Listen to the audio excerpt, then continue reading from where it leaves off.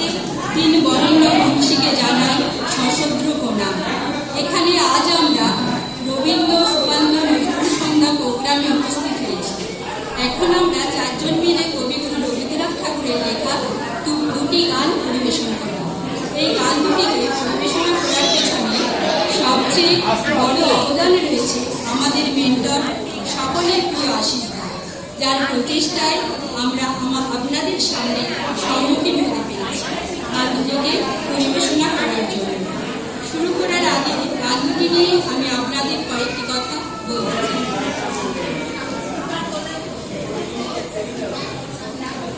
আপনারা সকলেই জানেন কবিগুরু রবীন্দ্রনাথ ঠাকুর আমাদের জীবনের সাথে সমার্থক উজ্জ্বল নক্ষত্রের অবস্থান।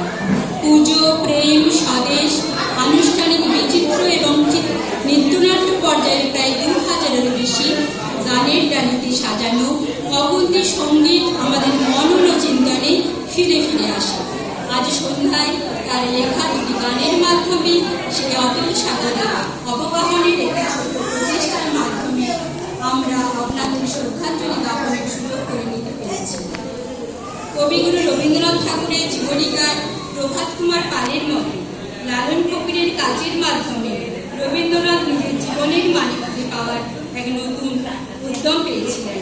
প্রাণ মন দিয়ে অসীমের সাধনা এবং সেই সাধনায় জীবনের সার খুঁজে পাওয়া, এই সবের প্রকাশ হিসেবে উঠে এসেছিল অনেক গান। যেমন লালন আমার ঘরের চাবি পরে থাকে, এমন একটি লেখা দেখবে সে চোখে।